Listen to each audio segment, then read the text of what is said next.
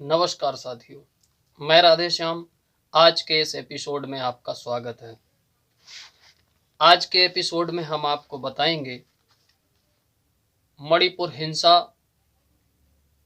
जो पिछले 3 महीने से मणिपुर जल रहा है। एक वीडियो के वायरल होने के बाद पूरे देश में गुस्से का जब इजहार हुआ,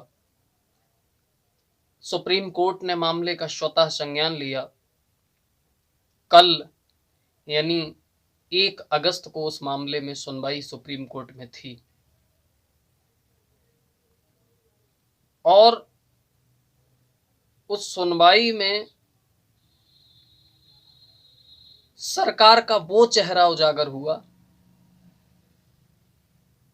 जिसे जानकर आप सब हैरानी में पड़ जाएंगे। और जो सरकार, जिसके सारे मंत्री, सारे प्रवक्ता, पूरी पार्टी, पूरी मीडिया सेल और यहां तक कि गोदी मीडिया के पूरे दरबारी पत्रकार टीवी पर सुबह से शाम तक जो आप लोगों को बताया करते हैं, उसमें 1% भी सच्चाई नहीं है। और ये बात खुद सरकार ने सुप्रीम कोर्ट में स्वीकार की। जिस सरकार के मंत्री, सांसद, प्रवक्ता और यहां तक कि सरकार के मुखिया सीना ठोक के ये बताते हैं कि ये 56 इंची सरकार है, शेर की तरह दहाड़ते हैं। आखिरकार वह सरकार भारत के सबसे बड़ी अदालत में भीगी बिल्ली क्यों बन जाती है?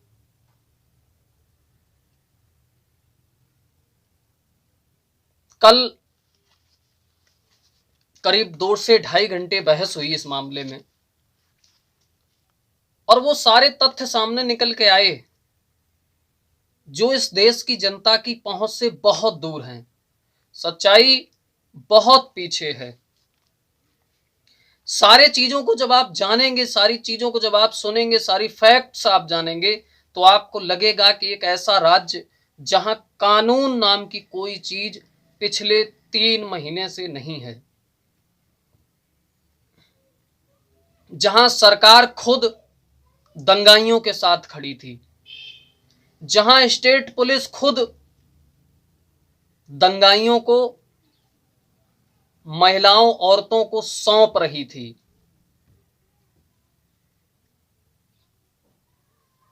आप लोग भी ऐसे समाज से आते हैं, किसी के खिलाफ एफआईआर दर्ज चौकी में लिख के दे आओ, शाम को पुलिस आ जाती है घर पे।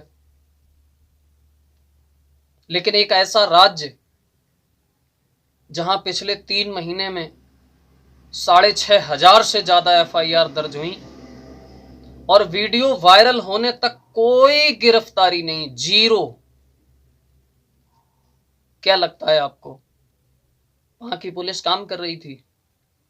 केंद्रीय सशस्त्र बल जो वहां तैनात किए गए थे वो काम कर रहे थे, कानून काम कर रहा था अपना। सरकार दंगा पीड़ित लोगों को राहत पहुंचा रही थी। आइए इसमें आगे देखते हैं। सुप्रीम कोर्ट में करीब करीब 2 से ढाई घंटे बहस चली, लेकिन उसके बीच का एक छोटा सा हिस्सा हम आपको बताना चाहेंगे। सुप्रीम कोर्ट के मुख्य न्यायाधीश ने यह कहा कि एफआईआर कब हुई। सॉलिसिटर जनरल तुषार मेहता, जो सरकार के वकील हैं, भारत की सरकार के वकील हैं, केंद्र की सरकार के वहां प्रतिनिधि हैं, उन्होंने कहा 4 मई का मामला है, 0 एफआईआर 16 जून को दर्ज की गई। पूरी हिंसा में 6,523 एफआईआर दर्ज की गई। सुप्रीम कोर्ट क्या कहता है? 0 एफआईआर 16 जून को दर्ज की गई और वीडियो सामने आने तक कोई गिरफ्तारी क्यों नहीं हुई? घटना तो 4 मई की थी। सरकार कहती है अभी तक कोई जानकारी नहीं है। सुप्रीम कोर्ट कहता है एक बात तो बिल्कुल साफ है कि एफआईआर दर्ज करने में बहुत देरी की गई। सरकार कहती है सुप्रीम कोर्ट ने जब यह मामला उठाया, जांच उससे पहले जारी हो गई थी। इसी बीच पीड़िता के वकील बोले कि सिस्टम से पूरा का पूरा डेटा ऑटो डिलीट हो गया, ऐसा नहीं होना चाहिए था। आप समझ रहे हैं, मणिपुर हिंसा की जो भी तस्वीरें, जो सीनरी, जो वहां के जलते हुए घर, महिलाओं के साथ बदसलूकी, जो कुछ भी वहां पूरे मणिपुर के सारे सीसीटीवी में था, वो सब कुछ डिलीट हो गया। और सरकार ये कह रही है कि हमने डिलीट नहीं किया, सब कुछ ऑटो डिलीट हुआ है, अपने आप डिलीट हुआ है। आगे सॉलिसिटर जनरल बोले इस बात पे, सरकार के वकील बोले अगर कोई पक्षपात किया गया होता तो ये कहा जाता कि सीसीटीवी था ही नहीं, लेकिन हम तो कह रहे हैं कि डेटा था लेकिन ऑटो डिलीट हो गया, इसमें हमारा क्या कसूर। आप समझ रहे हैं बात, यानी जो भी चीजें थी वह सब कुछ डिलीट हो गई और हमारा कोई दोष भी नहीं है, ये सरकार के वकील कह रहे हैं। सुप्रीम कोर्ट ने फिर कहा एफआईआर 7 जुलाई को दर्ज की गई और मामला 4 मई का है। दूसरा मामला कि एक महिला को कार से बाहर खींचा गया और उसके बेटे की हत्या कर दी गई, यह बहुत ही गंभीर मामला है। अब सरकार क्या कहती है, इस मामले में सीसीटीवी मौजूद था लेकिन हम गुनहगारों को इसलिए नहीं पहचान पाए क्योंकि हजारों लोगों की भीड़ थी। आप समझ रहे हैं, सरकार स्वीकार कर रही है कि हजारों लोगों की भीड़ थी, इसलिए हम गुनहगारों को पहचान नहीं पाए कि हम किससे गिरफ्तार करें। हजारों लोगों की भीड़ थी, यानी जंगल राज था वहां।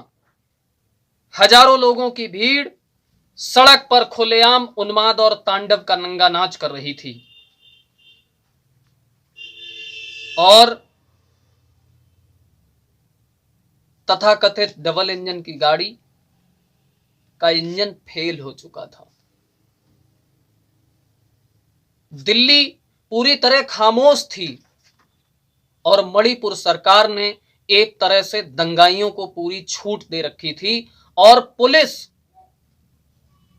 उन्मादियों से नागरिकों को बचाने की जगह दंगाइयों की मदद कर रही थी। ये एक गजब का तर्क था सॉलिसिटर जनरल का कि हजारों भीड़ थी, हम किसे पहचाने। लेकिन उसके बाद सुप्रीम कोर्ट क्या कहता है, सुप्रीम कोर्ट कहता है कि लड़के को जला दिया गया, उसके बावजूद एफआईआर में धारा 302 क्यों नहीं जोड़ी गई, ऐसा क्यों। सॉलिसिटर जनरल क्या बोले, एक बार पोस्टमार्टम हो जाने दीजिए, यह धारा भी जोड़ दी जाएगी। आप समझ रहे हैं किस हद तक ढिलाई है सरकार की। दंगा पीड़ित क्षेत्रों में अभी तक पुनर्वास की कोई व्यवस्था नहीं, कोई गिरफ्तारी नहीं, किसी भी पीड़ित के धारा 164 के तहत बयान नहीं दर्ज कराए गए और हिंसा में मरने वाले किसी भी व्यक्ति की डेड बॉडी का पोस्टमार्टम तक नहीं कराया गया।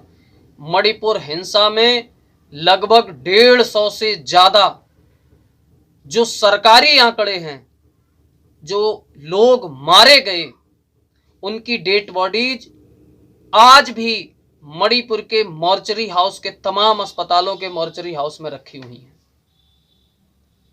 3 महीने बीत गए। आगे सुप्रीम कोर्ट कहता है 1-2 मामलों को छोड़ दिया जाए तो किसी मामले में कोई गिरफ्तारी नहीं हुई, जांच पड़ताल बेहद ढीली है, लेथार्जी हो चले हैं, एफआईआर दर्ज होने में जो वक्त लग रहा है, गिरफ्तारी तक नहीं हुई, बयान दर्ज नहीं किए गए, इसका क्या मतलब है? सॉलिसिटर जनरल यानी सरकार कह रही है, मैं कोई सफाई नहीं दे रहा, पर ग्राउंड पर हालात बहुत खराब हैं। यानी जो सरकार पिछले 3 महीनों से यह दावा कर रही है लगातार कि हम नजर बनाए हुए हैं, हालात ठीक करने की कोशिश की जा रही है, मणिपुर में शांति कायम करने की कोशिश की जा रही है, उसी सरकार के वकील सुप्रीम कोर्ट में सीना ठोक के ये कबूल करते हैं कि ग्राउंड पर हालात बहुत खराब है। आगे सुप्रीम कोर्ट कहता है कि इसका मतलब है कि पिछले 3 महीने से हालत बदतर हैं और पुलिस के जरिए आम लोगों की कोई मदद नहीं की गई। क्या कानून नहीं है? क्या आप एफआईआर दर्ज नहीं कर पा रहे हैं? क्या पुलिस गिरफ्तारी नहीं कर पा रही है? और आप जो बता रहे हैं उससे ऐसा लग रहा है कि मई की शुरुआत से जुलाई तक कोई कानून था ही नहीं वहां। यह मशीनरी की नाकामी है कि आप एफआईआर भी दर्ज नहीं कर पा रहे हैं। क्या ऐसा नहीं है कि पूरे राज्य की मशीनरी फेल हो गई? सॉलिसिटर जनरल यानी सरकार खामोश हो गई और खामोशी के बाद फिर वही लाइन दोहराई कि मिलॉर्ड, ग्राउंड पर हालात बहुत खराब हैं।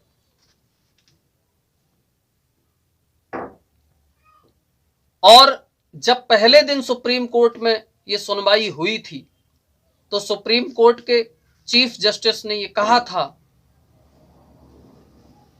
कि कल दोपहर 2 बजे सारे एफआईआर रिकॉर्ड, रजिस्टर, बयान दर्ज कितने किए गए, क्या हुआ, सारणीबद्ध तरीके से कितनी हत्याएं हुई, कितनी आगजनी हुई, कितनी हिंसा हुई, कितने लोग हिंसाग्रस्त हैं, कितने लोग कैंपों में रह रहे हैं, सारी डिटेल्स सारणीबद्ध तरीके से कोर्ट में प्रस्तुत करो।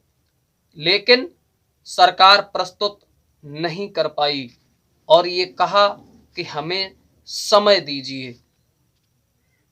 आप समझ रहे हैं समय मांगने का मतलब? समय मांगने का मतलब यह है कि पिछले 3 महीने से केंद्र और राज्य की सरकार बिल्कुल चुप थी, कुछ भी नहीं हो रहा था। हिंसा आपसे नहीं रुक रही थी तो क्या कागज कलम भी नहीं चल रही थी? कागज कलम तो आपके हाथ में थी, वो तो आप चला सकते थे। कुछ भी कहीं अंकित नहीं किया गया और 6500 से ज्यादा एफआईआर तो ऑन रिकॉर्ड हैं,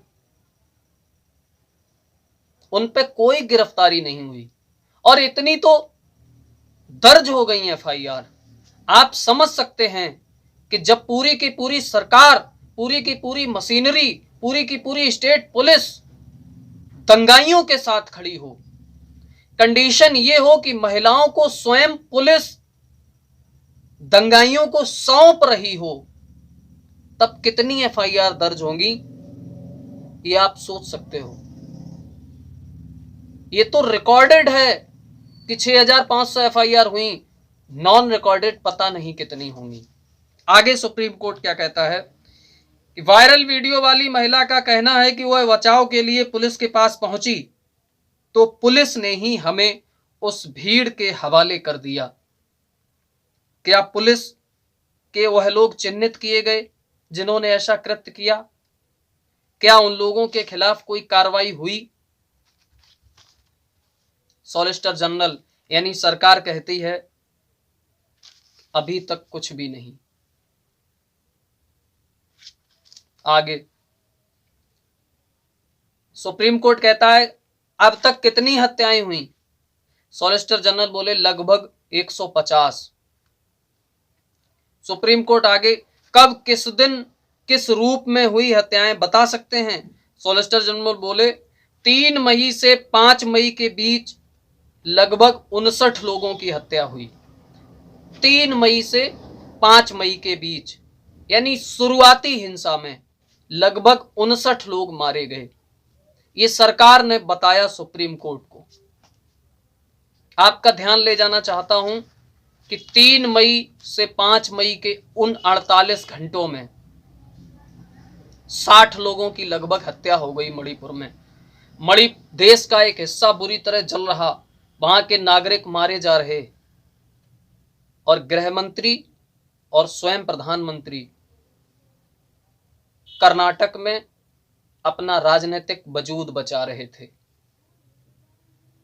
वहां अपने एजेंडे के तहत अली और बजरंगबली का विवेचनकरण कर रहे थे राजनीतिक मंचों से, और आज तक प्रधानमंत्री संसद नहीं जा रहे हैं, मणिपुर पे कुछ बोल नहीं रहे हैं, और तमाम राज्यों में राजनीतिक गतिविधियों में सक्रिय हैं, अपनी राजनीतिक गोटें बिछा रहे हैं, एनडीए का कुनबा बढ़ाने में लगे हैं, लोगों के घर पे सीबीआई और ईडी का नोटिस भेजने में लगे हैं। उनके पास ये काम है, लेकिन मणिपुर पे बोलना उनका कोई काम नहीं है। वो इसको अपनी जिम्मेदारी नहीं समझते हैं। सरकार की संजीदगी आप समझ रहे हैं ना। आगे सुप्रीम कोर्ट कहता है, आगे उन्होंने बताया कि 27 मई से 29 मई को फिर हिंसा भड़की, जिसमें 28 लोगों की हत्या हुई। उसके बाद 9 जून को फिर हिंसा भड़की, जिसमें 13 लोगों की हत्या हुई। ये 59, 28 और 13 जब आप जोड़ेंगे तो लगभग आंकड़ा 100 पे पहुंचेगा, लेकिन हत्याएं 150 से ज्यादा हुई। इसका मतलब वो 50 हत्याएं सिलसिलेवार तरीके से लगातार 3 महीने से दिन प्रतिदिन विभिन्न इलाकों में, विभिन्न कोनों में होती रहीं, और सरकार, पुलिस, केंद्र की भेजी हुई तमाम आईवी, रॉ, अर्धसैनिक बल ये कुछ नहीं कर पाए, नहीं रोक पाए। आगे सुप्रीम कोर्ट कहता है, सीबीआई क्या सभी मामलों की जांच कर रही है? सॉलिसिटर जनरल बोले, नहीं मिलॉर्ड, सीबीआई सिर्फ 11 एफआईआर पर काम कर रही है, जो महिलाओं के साथ निर्मम अपराध की हैं, जिसमें अब तक 7 लोग गिरफ्तार हुए हैं।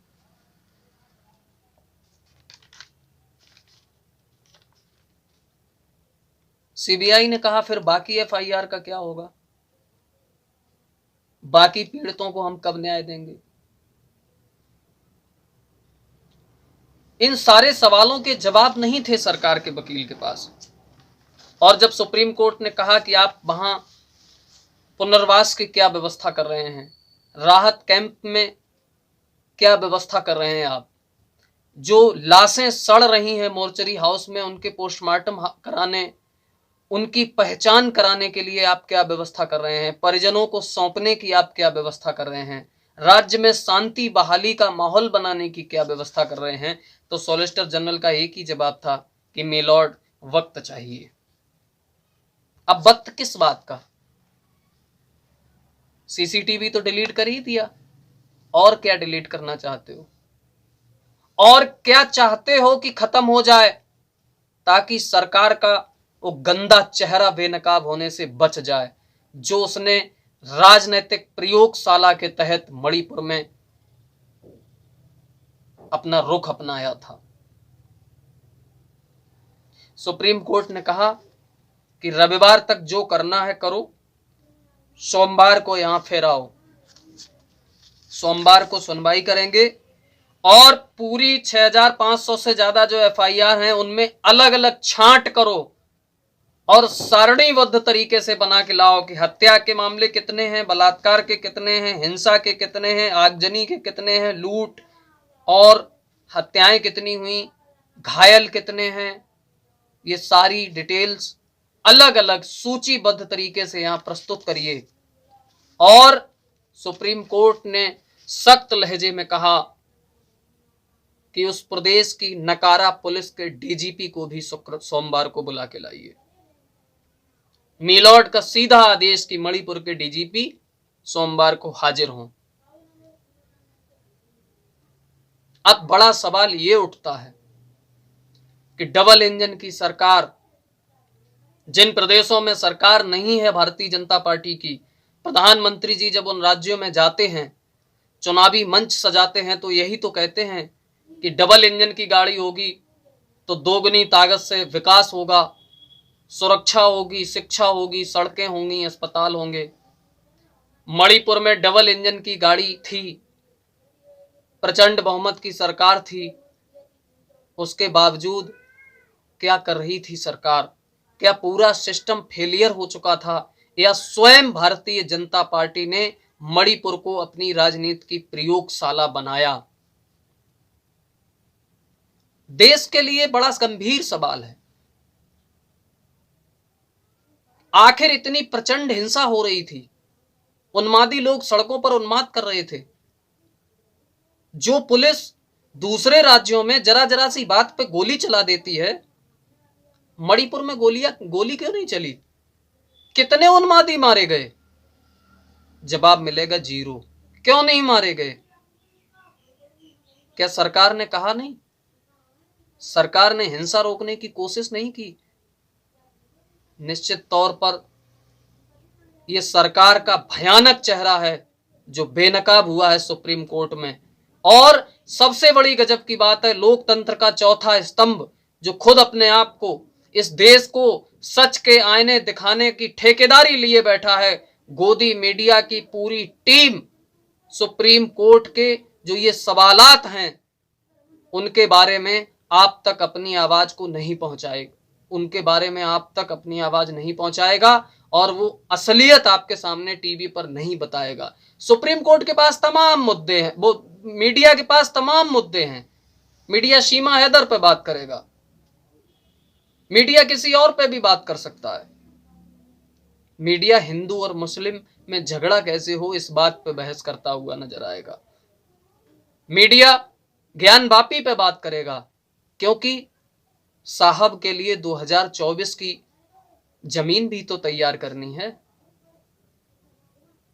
इसलिए आप जो है इसी तरह आंखें खोलिए और देखिए कि प्रदेशों में किस तरह की नंगई और गुंडई हो रही है और किस तरह दिल्ली खामोश है। क्यों नहीं प्रधानमंत्री संसद आना चाहते थे? इसीलिए कि वो आखिर संसद आके कहेंगे क्या कि कितनी एफआईआर हुई, कितनी गिरफ्तारियां हुई, फिर उनके पास जवाब होगा जीरो। इसीलिए संसद नहीं आ रहे थे। अब तक भारत के इतिहास में किसी प्रधानमंत्री ने अपना चेहरा संसद से नहीं चुराया। ये पहले प्रधानमंत्री हैं जिनको संसद बुलाने के लिए विपक्ष को अविश्वास प्रस्ताव लाना पड़ रहा है। और अविश्वास प्रस्ताव लाने के बाद भी क्या खेल हुआ है संसद में? अविश्वास प्रस्ताव पर चर्चा की तारीख तय हुई है 8 अगस्त से 10 अगस्त, यानी 10 अगस्त के बाद संसद का मानसून सत्र खत्म हो जाएगा और 10 को ही प्रधानमंत्री बोलने आएंगे। यानी कि फिर प्रधानमंत्री के बोलने के बाद संसद में कोई सवाल नहीं उठा पाएगा। उसके बाद इस देश के प्रधानमंत्री का दूसरा भाषण लाल किले की प्राचीर से 15 अगस्त को सुनाई देगा और उसमें भी वो मणिपुर की चर्चा नहीं करेंगे। आप देख लेना, क्योंकि वो इंडिया नाम का विवेचनकरण वहां करने की तैयारी किए बैठे होंगे। बहुत बहुत धन्यवाद, बहुत बहुत शुक्रिया, नमस्कार। हमारा अनुरोध है कि ये वीडियो अगर पसंद आया हो तो लाइक करिए, शेयर करिए और हमारे चैनल पर नए हैं तो सब्सक्राइब करिए, बेल आइकन दबाइए ताकि इस तरह के जो भी अगले एपिसोड बने आपको सबसे पहले मिलें। बहुत बहुत धन्यवाद, बहुत बहुत शुक्रिया, नमस्कार।